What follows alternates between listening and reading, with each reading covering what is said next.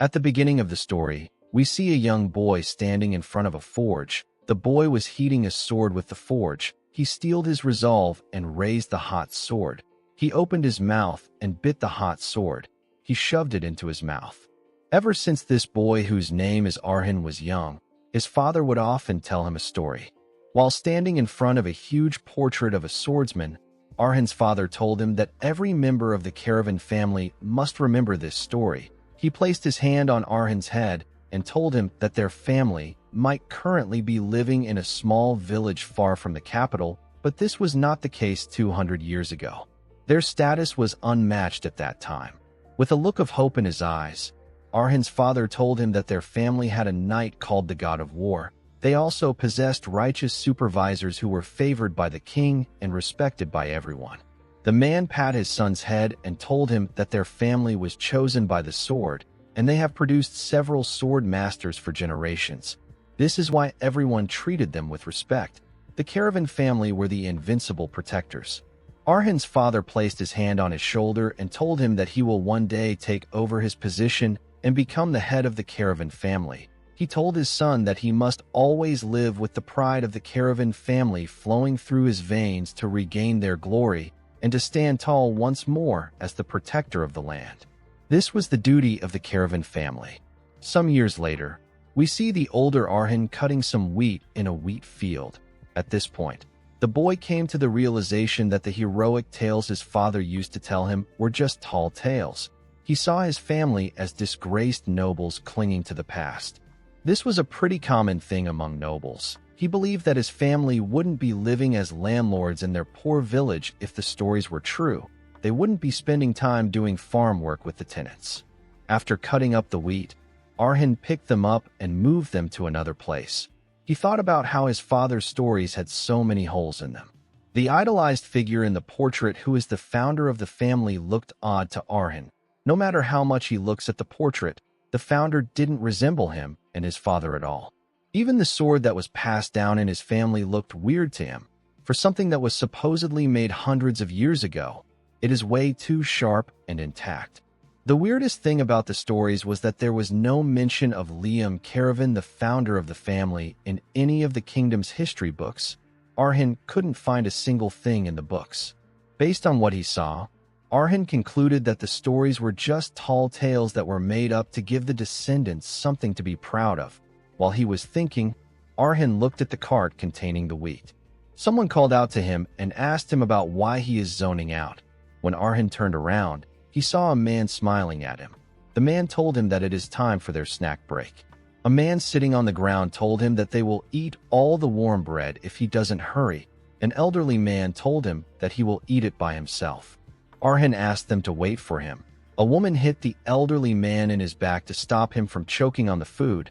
Our boy smiled when he saw this. He asked himself if it matters that the caravan family is not a great family. Everyone there welcomed him, and he loved this place because he got to live with the people there. This was the caravan that Arhan wanted. He loved the way things were. He ran to the villagers with a bright smile on his face. Unfortunately for Arhan, this peaceful and loving place was about to be gone.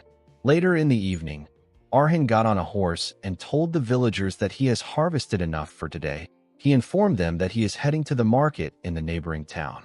He told them that he will pick up the things they need while he is there. He asked a man known as Kuan if he would like some apples. He recalled that Kuan has been grumbling about the fact that he hasn't seen any fruit for a while. Kuan laughed and told Arhan that apples would be nice. Arhan turned to a woman known as Marino and told her that the birthday of her youngest daughter is coming up soon. He told Marino that he will get her daughter a pretty doll if he sees one. Marino smiled and asked him about how he knows about her daughter's birthday. Arhan winked at the woman and told her that he knows everything. He reminded her that he is going to be the next lord of the land. After saying this, Arhan rode his horse forward and waved his hand to them. He told them that he will see them later. The villagers asked Arhan to have a safe trip. Arhan smiled brightly as he rode his horse forward. After our boy left the area, Kuan said that there is no one like their young master. An older man agreed with him. He said that their young master is different from other nobles. A woman said that she is worried that some young lady will try to snatch Arhan up. Kuan smiled. and said that they need to finish the rest of their work before it gets too late. He reminded some women that they will be having their regular meeting with the Lord today. Immediately he said this, his head got split apart. The women were shocked to see blood gushing out of Kuen's head. Before they could do anything, their heads got split apart, their blood splashed on the wheat. A man walked past them and said that this land must be erased. The moment he said this, the other villagers nervously turned around. One of them asked the man about his identity. The man ignored him and walked past the villagers with his sword. He said that this land must be erased. The moment he said this, every single person there got torn apart. The man continued walking as if nothing happened. Later in the night, we see a doll and some apples fall to the ground. The items fell from Arhin's hands. The boy was horrified to see what was in front of him. He saw the bodies of the villagers lying on the ground. He didn't understand why everyone was on the ground. While he was frozen in shock, a man appeared behind him. With tears in his eyes, the man covered Arhin's eyes and asked him not to look. Arhin called out to his butler and told him that something is wrong. He told the man that he is seeing things. He began to cry. The butler informed him that a swordsman came there and said that the caravan should be erased. It only took the swordsman 10 minutes to wreak havoc in the village. He wielded his blade with a cold indifference. He appeared out of nowhere and took the lives of half of the villagers in 10 minutes. He destroyed the houses with a single swing of his sword. While destroying everything, the man said that he is just following orders. Half of caravan fell and was erased without a trace by a single disaster known as a sword master. Arhin and his butler went to the mansion. Our boy saw the bodies of the maids and servants on the ground. He couldn't process what his eyes were seeing. Several servants were beheaded. Arhin grabbed his hair. He slowly fell into despair before he could completely lose his mind. Someone called out to him. Arhin was shocked to hear the person's voice. He quickly turned around to see his mother. Amidst this unexpected, terrible disaster, a glimpse of hope finally appeared for our boy. The woman ran forward and hugged her son. She was so happy to see that he was alive. She told him that she is glad to see that he is safe. Arhin held his mother tightly. In this moment, the warmth of his mother's embrace brought a fleeting sense of relief. While he was holding his mother, Arhin saw his father in front of him. The Lord held his family's flag with eyes filled with despair. He asked about why this happened. Unfortunately for him, the tragedy just began for their family. For some reason, the sword master wiped out half of the caravan territory, but he did not harm Arhin's parents. He simply left them with some words. The sword master told the defeated lord that he will return in a month. He asked him to leave the territory with everyone if he wishes to live. Tears filled the lord's eyes. He screamed and asked the man about why he is doing this. He asked him to tell him the crime that their family committed to deserve this. The sword master ignored him and turned around. With a sad look in his eyes, he said that he is just following orders. After he left behind his incomprehensible words, the villagers began to leave the village one by one. Although it was the only way to save their lives, the caravan family weren't even given this choice. Arhin's father was crushed by the weight of his responsibility and his powerlessness as a lord. His mind broke. He began to hit his head on a wooden board. He took out a book and said that he is a great knight who hunts nightmares. He told himself that he is the iron-blooded guardian who protects the kingdom. He said that it is his solemn duty to behead the great evil that will come soon. He swore to the heavens that he would never give up. The scene shifts and we see Arhin's mother smiling at him. She revealed to him that she instructed the butler to prepare a carriage. She told her son that he will leave the territory with the butler and go as far away as possible from the territory. Arhin asked his mother to not say this. He told her that she needs to leave too. He said that they can take his father with them. His mother told him that his father can't leave this place. She explained to him that her husband will want to face the enemy as the Lord of Caravan until the very end. She said that she will be with her husband as his partner until the very end. Arhin began to cry when he heard this. He begged his mother to follow him. His mother asked him to remember that the stories his father told him weren't true. She said that all the tales of a righteous guardian and an invincible protector are nothing more than a history filled with lies. She asked Arhin to make her a promise. With eyes filled with desperation, the woman asked her weeping son to promise her that he will never wield a sword in his life. She asked him to promise her that he will survive no matter what. She asked him not to even think about taking revenge. She helped him clean his tears and asked him to live for himself. Immediately she said this, the butler called out to her and informed her that the carriage is ready. Arhin grabbed his mother's hand when he heard this. The woman asked the butler to take good care of her son. She asked him to make sure that Arhin gets as far away from there as possible before the sword master comes. The butler accepted his mistress's order. He dragged Arhin away with tears in his eyes.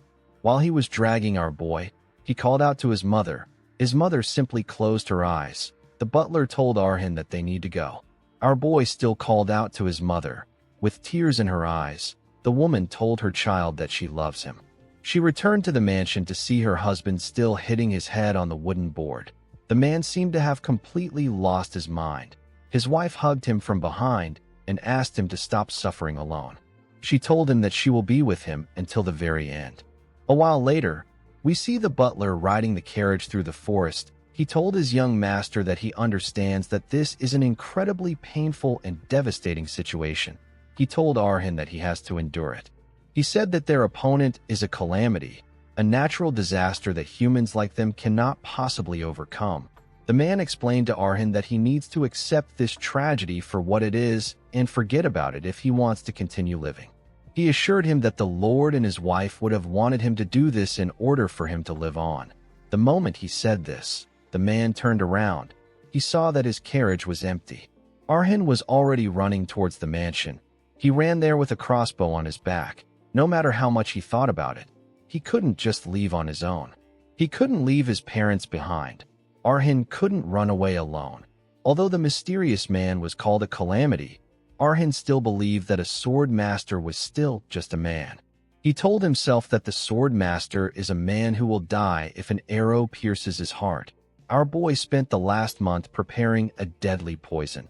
He was certain that he will be able to protect his parents if he can hit the sword master with his arrow. The moment he arrived at his mansion, Arhin saw something horrifying. He saw his father's head tied to his family's flagpole. The sword master stood next to the body of Arhin's mother. He told our boy that he is foolish. He turned around and asked him if he has come to embrace death, even though he granted him mercy. Arhin screamed out in pain. He saw his mother's body lying on the ground. Tears filled his eyes. He raised his crossbow and screamed out. He told the man that he will kill him. The sword master glared at him when he heard this. The moment he did this, Arhin got beheaded. This didn't actually happen. Arhin just got the sense that he was going to die if he did anything. He fell to his knees and struggled to catch his breath. The sword master walked forward and told Arhin that he is not yet 18. He asked him to consider himself lucky. He told our boy that he won't take his life today. He asked him to drown in his despair. He walked past Arhin and told him that there won't be a single trace of the caravans left on the continent. He told Arhin that he will find him if he dares to continue his bloodline. He said that the caravan should simply disappear like this. After he left, Arhin ran to his mother. Tears poured down from his eyes as he held her body. He told himself that he is pathetic for not being able to do anything. He held his mother tightly and cried out loud. He screamed out in pain. He lost everything on this day. At least this is what he thought. One day, the founder's sword began to glow. The sword asked him to show some respect. Arhin was shocked to hear this. The sword released some energy. The energy took the shape of a man. It took the shape of the founder.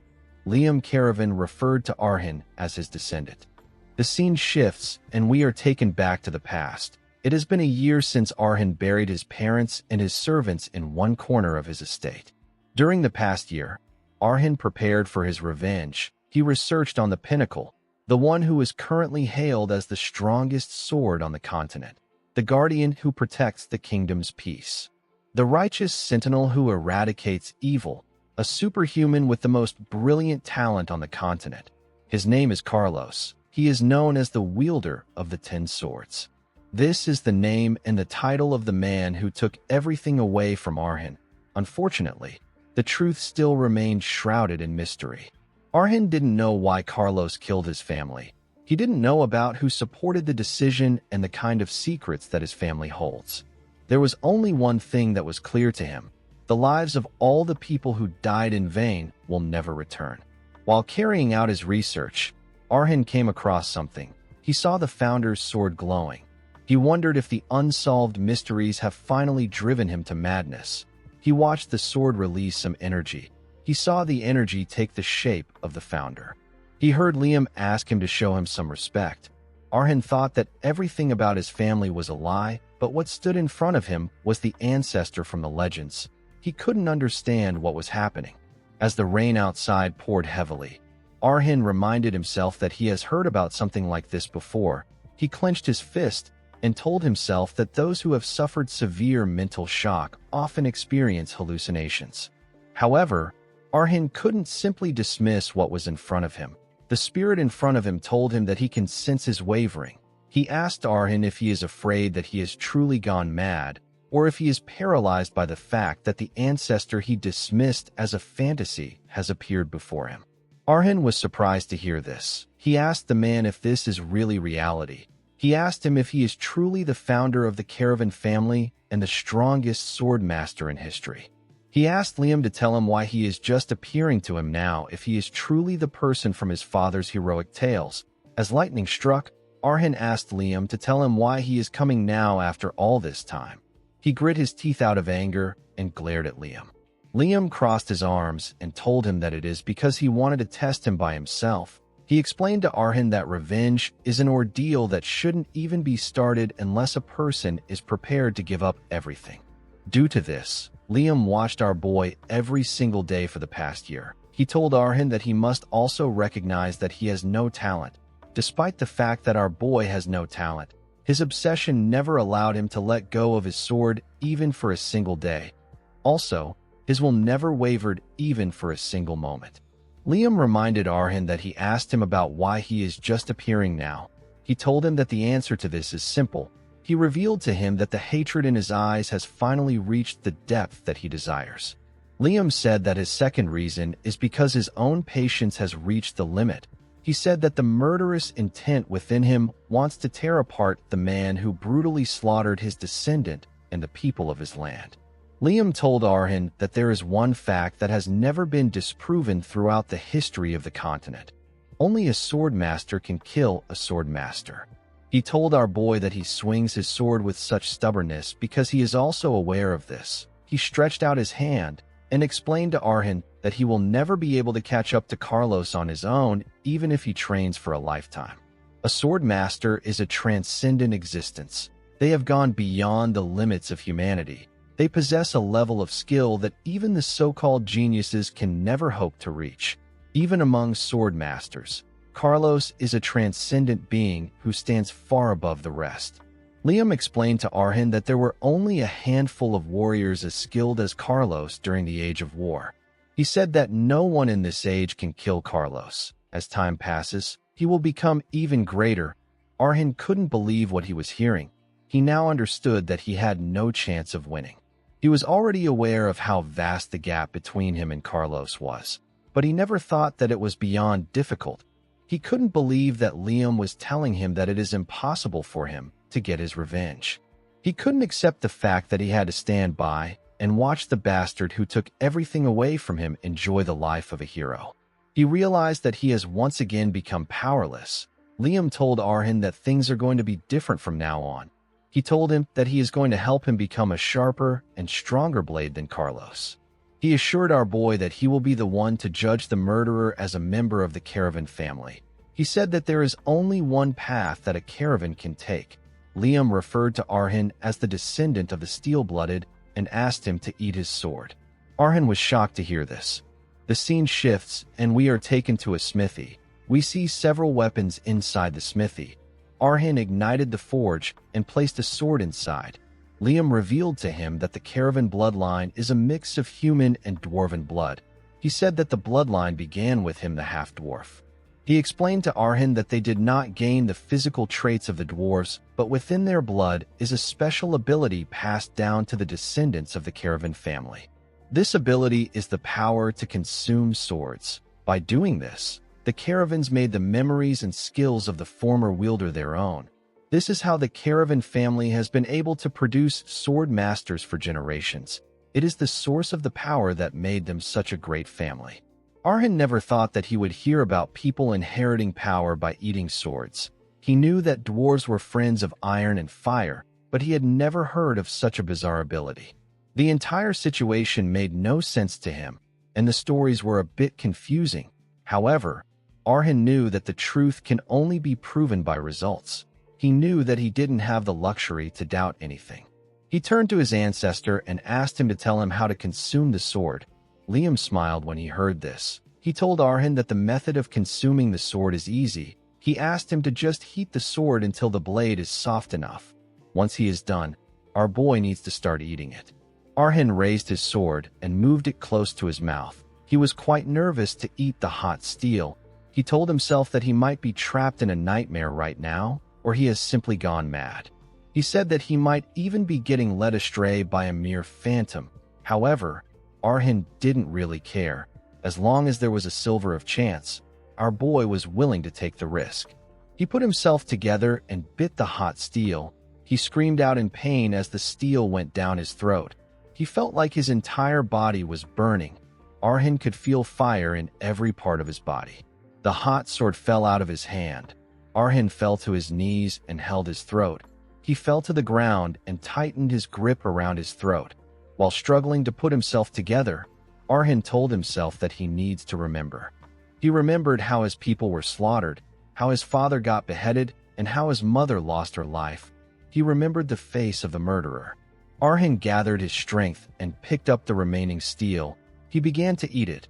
As he shoved it down his throat, he told himself that he will become one of them even if it costs him his life. He assured himself that he will become a sword master to kill Carlos. In the next scene, we see Arhan wake up in the smithy. He was shocked to see that he was alive. He couldn't believe that he did not get a single injury. He could still vividly recall the pain of chewing and swallowing the hot steel. He almost thought that everything that happened yesterday was a dream. Thankfully, this wasn't the case. Arhan turned to the side. He saw the sword hilt next to him. He knew that there would be no reason for only the sword hilt to be left there if he was dreaming. While he was thinking, someone told him that his mental fortitude is actually commendable for a person with a hopelessly weak body. Arhan turned around to see Liam. The old man informed him that some of his ancestors couldn't withstand the searing pain, and more than a few of them gave up. Liam asked Arhan if he believes his story now. He told him that all the legends of the caravan family that his father told him were true. He assured Arhan that he is not a mere hallucination. Arhan quickly went on his knees and bowed his head. He greeted the progenitor. Liam smiled and asked our boy to call him master. He said that everyone who has received his teachings have called him master. Arhan told him that he understands.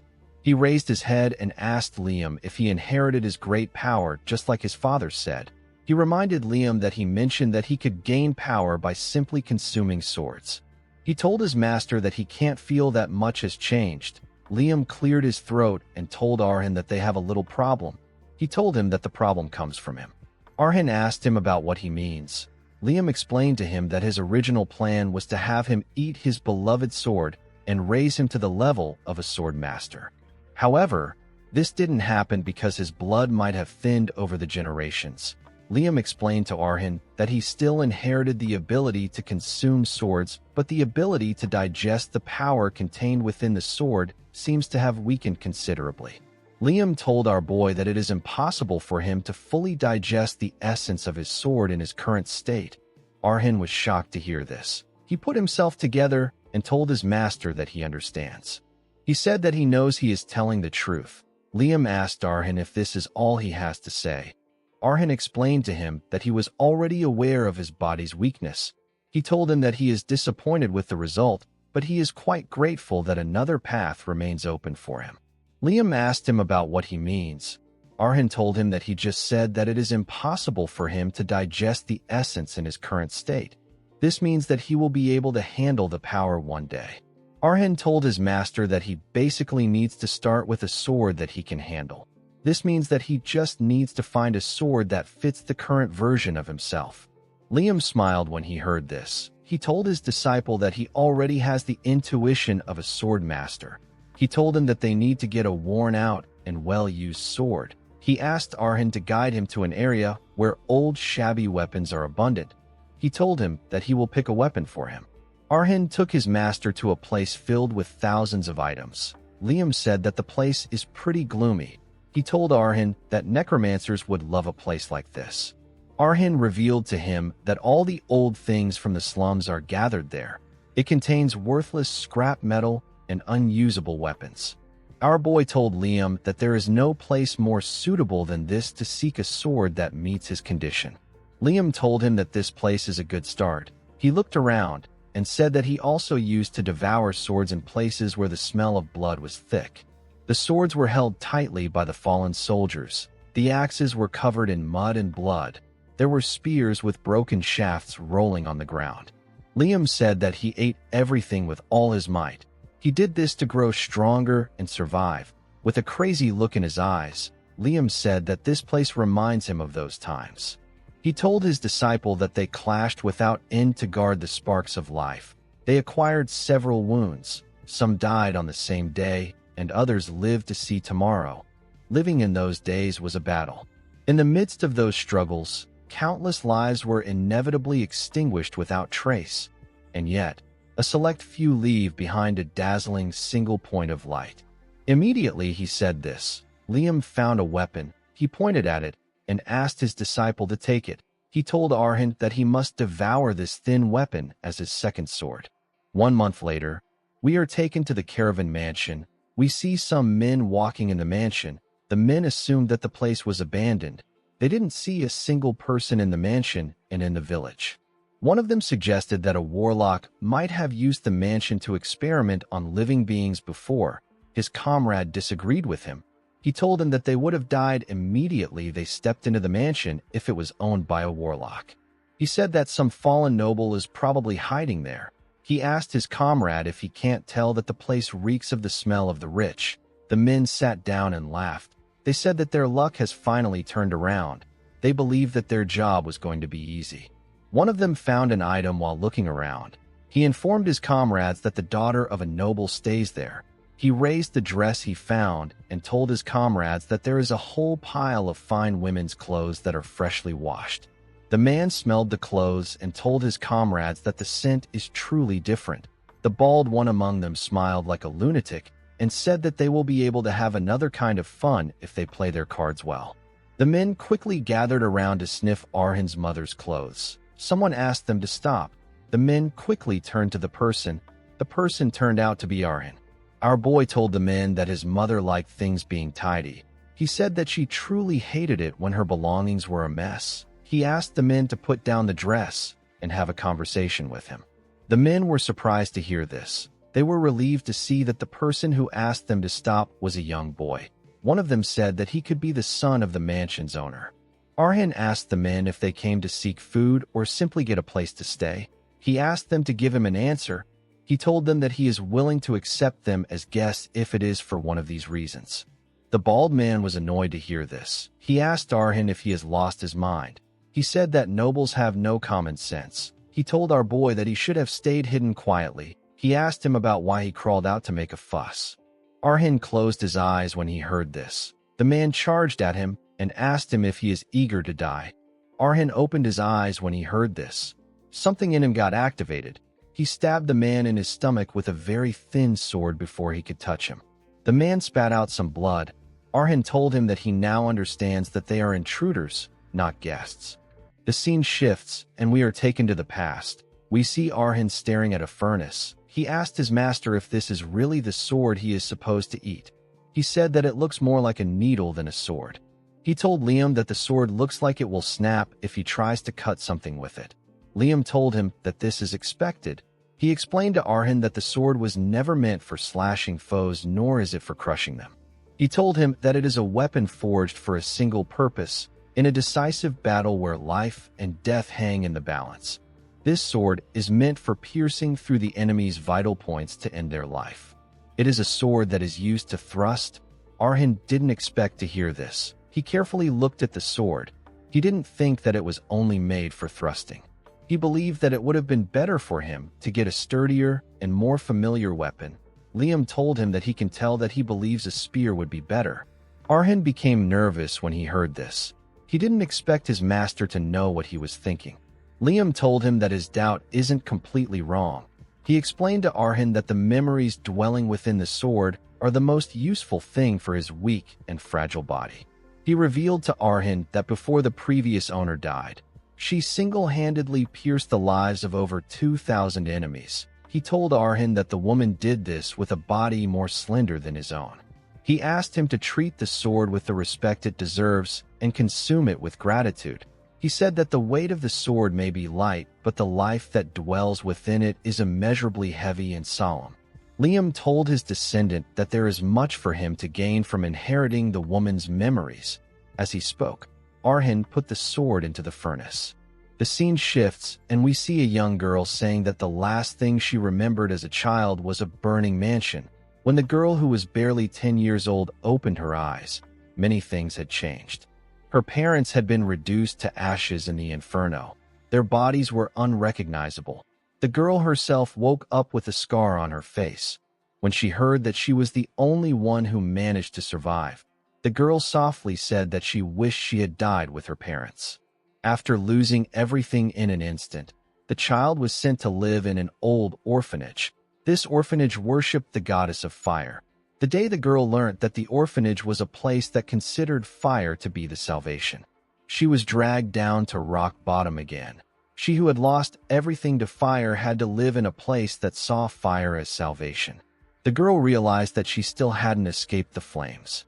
The days that followed were horribly peaceful. While she was trying to pray in the church, some women gossiped about her face. One of them asked her friend if she knows why the girl's face is like that. Her friend told her that the girl was cursed by their goddess. Another woman was surprised to hear that her scar is a mark of a curse. Her friend said that this must be the reason why she feels disgusted every time she sees it. The woman said that the little girl is creepy and disgusting. Someone even called her a monster. As she heard these words, the girl wished that she was dead. Every day, she prayed for death to come for her, so that she could escape the fire that consumed her face that day, and to escape the fire of hatred that surrounds her when she opens her eyes. The girl wished for death until a certain day came. When she thought about that day, the girl realized that the man's swordsmanship was quite rough and crude, but it possessed a beauty that was more than enough to make her forget the hell that filled her mind, even if it was just for a moment. The man's name is Hikal. He was an old swordsman and a former wandering knight who had worked in the orphanage for a long time. Normally, the girl wouldn't dare say a single word to an old man with such a harsh face, but she decided to take her first step towards wanting to live. She walked out of the shadows and asked Hikal to tell her how she can become like him. She told the man that she wants to learn from him. Hikal carefully looked at the girl, whose name is Mary. He told her that his swordsmanship won't be of much help to her in life. He told her that a blade will only end up hurting a girl like her. He begged her to go back to her room. Mary gently touched her face. She clenched her fist and told the man that no fire would be able to scare her again if she can learn this. Mary's sincerity seemed to touch Hikal's heart. The man placed a barrel of swords in front of her and asked her to choose one. He told her that he will teach her if she can swing the sword. Mary carefully looked at the swords. She asked Hikal if she has to be able to swing the sword. Hikal asked her if there is anything else she can do if not this. Mary took out the needle sword and pointed it at the man. She told Hikal that she will become whatever she needs to be as long as she can fight back. This was Mary's first thrust. The scene shifts, and we are taken back to the present. We see the bald man falling to the ground after getting stabbed by Arhin. His comrades were shocked to see what happened. With a shaky tone in his voice, one of them said that this is a joke. Arhin swung his needle sword to remove the blood off it, and told the men that there is no point in talking anymore. Liam watched him from behind. He thought about how he had only taught Arhin one thing for the past month. He taught our boy a physical training method that would allow him to run for hours without getting tired. He didn't teach Arhin any swordsmanship, and yet Arhin was able to pull off a clean thrust. Liam realized that his young descendant was properly digesting the sword. He watched Arhin take a stance. He wanted to see how he will take his first steps as a caravan. The bald man got pierced in a place that a person can only reach by precisely aiming between the ribs. He got attacked in his lungs. Someone like Arhin, with absolutely no skill or experience with a sword, could never perform such a precise thrust.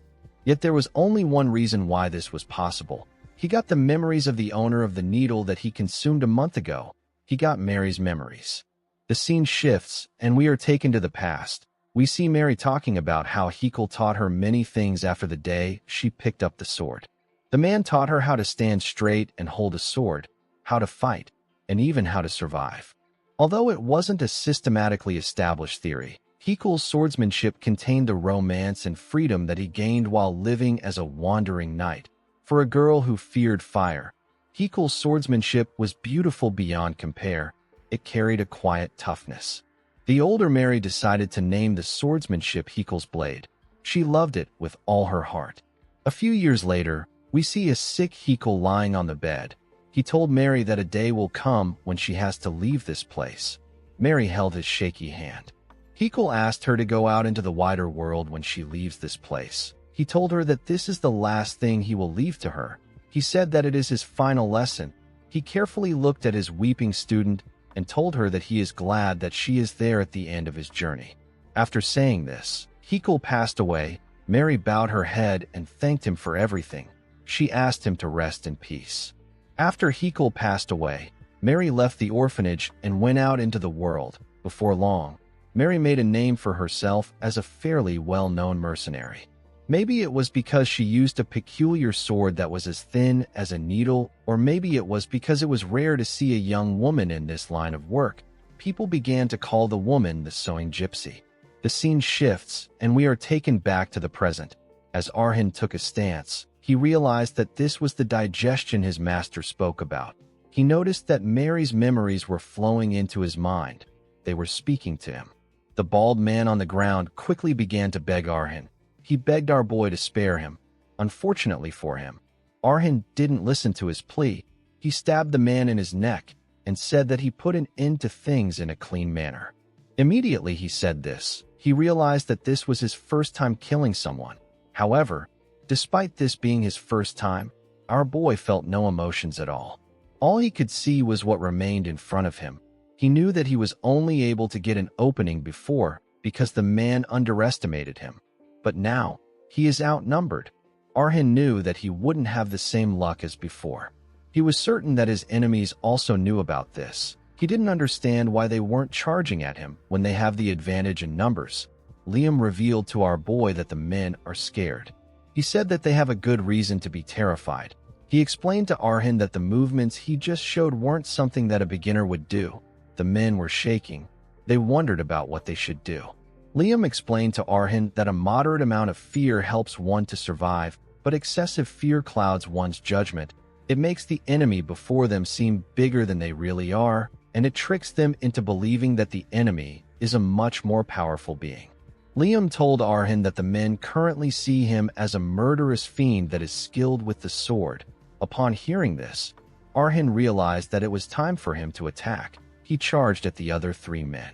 When he got close to them, the man in front asked him not to come close. He raised his weapon and told Arhin that he will kill him. He swung his weapon at Arhin. Our boy moved back to dodge the attack. He quickly moved to the side. The man was surprised to see this. Before he could do anything, Arhin stabbed him in the neck. He glared at the man with a cold gaze in his eyes. He drew out his sword and charged at another man. The man began to panic when he saw Arhin coming towards him. As he charged at the man, Arhin recalled that Hekul told Mary that time will never be on her side because she is a woman who was born with no brute strength or stamina. Therefore, on the first or second attack, Mary needs to pierce her enemy. The scared man thrust his spear at Arhin. Our boy jumped over the man to dodge the attack. He landed next to him and used his sword to pierce the man's arm. The man screamed out in pain. The scene shifts, and we see Mary taking down a bunch of men. A huge man swung his sword at her. Mary remembered that her master advised her not to try to use what she doesn't have. He told her that she needs to use the things she has to shine. Mary's strength is her natural flexibility. She had a body of a dancer. From any posture and any angle, Mary can aim for her enemy's life. She dodged the man's sword and used his knee to push herself up. While in the air, she used her sword to pierce the man's head. The scene shifts, and we are taken to the present. We see the third man fall to the ground after getting stabbed by Arhin. The last guy began to cry. With his shaky hand, he raised his dagger and pointed it at Arhin. When he saw the horrifying look in Arhin's eyes, he knew that he was going to die. He called our boy a murderous fiend. Later in the night, we see Arhin digging a grave with a shovel. As he buried the men in the grave, Liam asked him if he can now cast his doubts aside. He told him that 4 untrained thugs are not his opponents if he has the stamina to swing a sword all day without losing his breath. As he spoke, Arhin looked at the bodies of the men in the pit. Liam told our boy that a caravan grows stronger amidst a life-or-death battle. Arhin carefully looked at his hand. He realized that his master's words were true.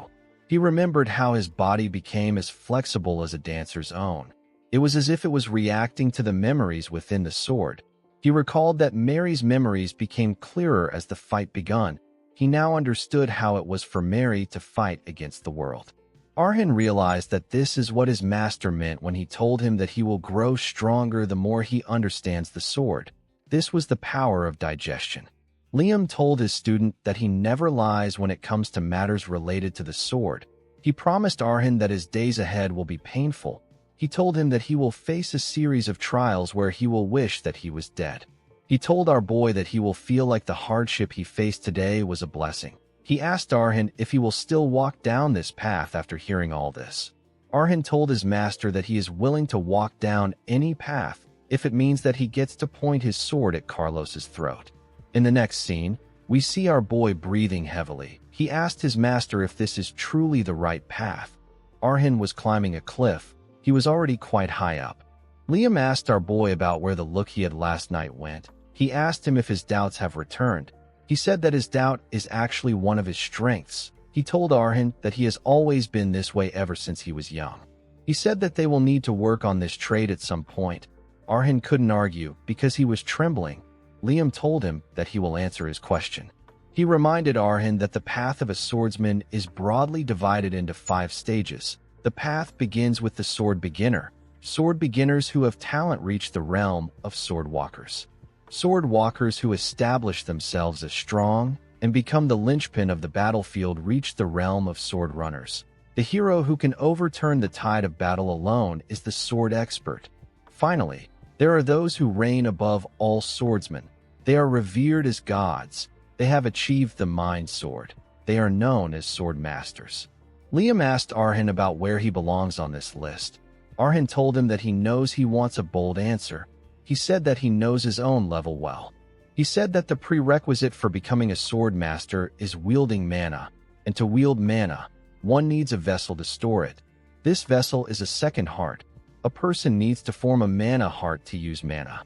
Since he hadn't formed a mana heart yet, Arhin said that he doesn't qualify to be a sword beginner. Liam told him that he is well informed. He smiled and told his descendant that he has not even entered the path of the sword. He told Arhin that he is a novice among novices. As he watched Arhin struggle to hold on to a rock, he explained to him that this training is meant to guide a novice like him onto the path of a beginner so that he can form a mana heart. Arhin was shocked to hear this. He asked Liam if he is going through all these risks just so that he can form a mana heart. Liam didn't expect this reaction from Arhin. Our boy asked him if he really brought him to a place like this where he could actually die just to form a mana heart. He explained to Liam that times have changed.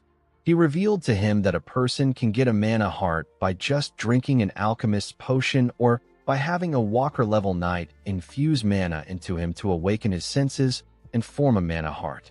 This is why even noble ladies who only learn swordsmanship for self-defense can easily form a mana heart. As he struggled to hold on, Arhin asked his master to tell him why he went off an easy path and chose this method. He grit his teeth and said that he doesn't understand. Liam agreed with Arhin that the formation of a mana heart is not a difficult task. He told him that there is no reason why he can't make a mana heart the normal way. He reminded him that the blood of the caravans are imbued with the unyielding power of steel. In order to wield this mighty power, an equally tough vessel is needed. Liam told Arhin that an ordinary person's heart will not suffice. This is because the level one can reach with a human heart is still within the realm of humans. To reach the level of a sword master, there is only one thing our boy must have. Liam told Arhin that he needs something that wouldn't be scratched even if it clashed with the world. He told him that he needs a heart of steel. He told him that there is only one way for him to forge a heart of steel. He explained to Arhin that in order to make his body feel the need for a mana heart, he must endlessly push himself to the brink of death. Liam said that very few of his descendants have completed this training to the end. It is a very painful and terrible process. However, those who have endured the training to the end have all become sword masters. Liam asked Arhin if he is feeling a little motivated now. Arhin smiled and raised his hand. He said that he is feeling very motivated. Liam smiled and told his young descendant that he never lies when it comes to the sword. He assured Arhin that the mana heart he will create will be completely different from everyone's own. The scene shifts, and we are taken to the Verdi region eastern village. The place is known as Campbell. Inside a bar, we see some men discussing. One of them asked the others if they have heard about the village to the west. This village is Caravan. His friend asked him if he is referring to the place where no one has been seen for a year. He asked him about why he is asking about the creepy town. The man said that a rumor has been going around that there is something in the western village. His friend asked him about what it is. The man said that he doesn't know. He said that a dangerous being is there. He told his friend that the thugs who set foot there have never been heard from again. Some rumors say that a monster wave that the Northern Watchers missed swept through the town. Others say that necromancers experimenting with magic are stationed there. The man told his friend that there are all sorts of things being said about the village, but they all lead to one conclusion. He said that everyone agreed that no one should set foot in the western village if they don't want to die. While the men were talking, a swordsman in the bar carefully listened to them. He picked up his cup and thought about the village where people die if they enter. The man coughed out heavily. He used his handkerchief to clean the blood he coughed out. He said that Caravan is a perfect place for him. After this day, Arhin began to hold on to the cliff with only his left hand.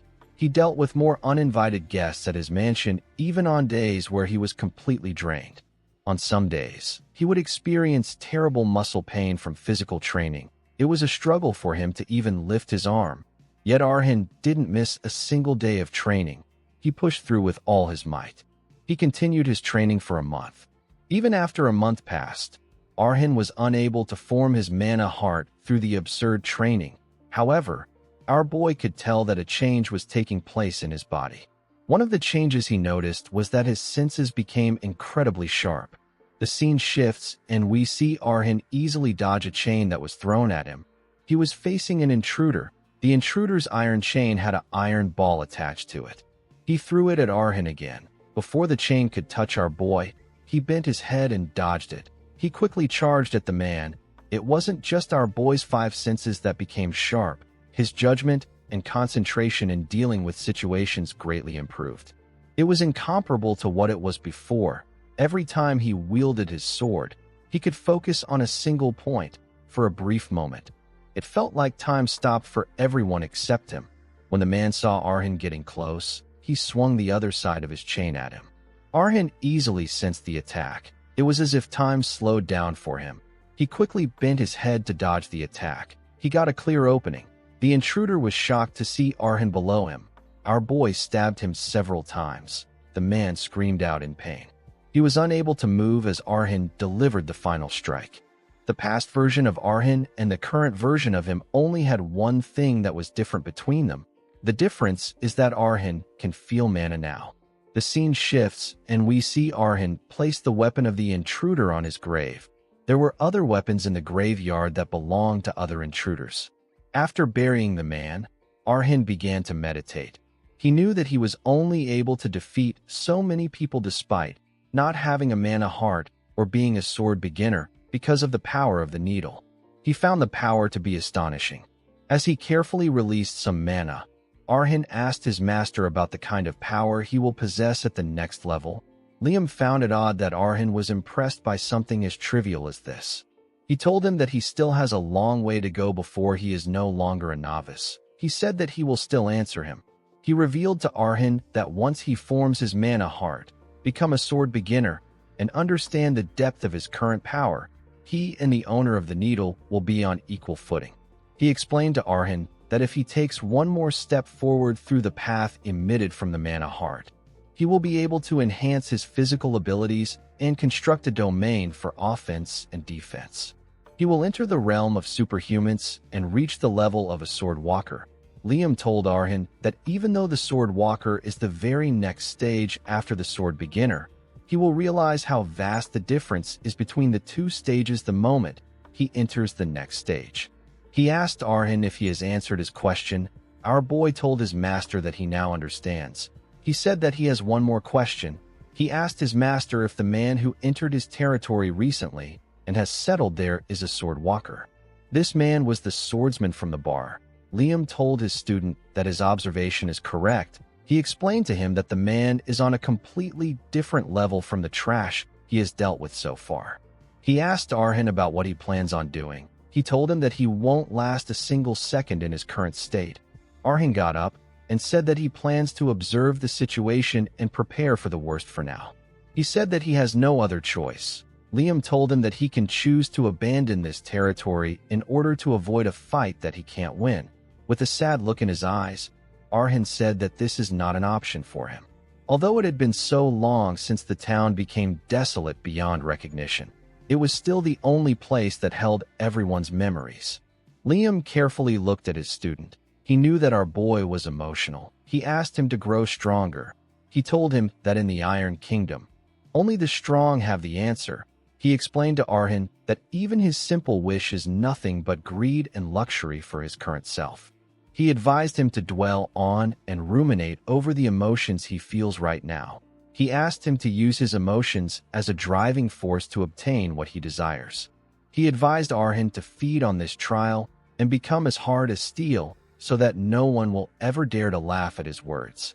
The scene shifts and we see someone pointing his sword at Arhin. Our boy wondered if it was because of the words his master uttered. He somehow found himself in an unexpected trial. The person pointing his sword at him was the sword walker. The man asked Arhin not to think about running away.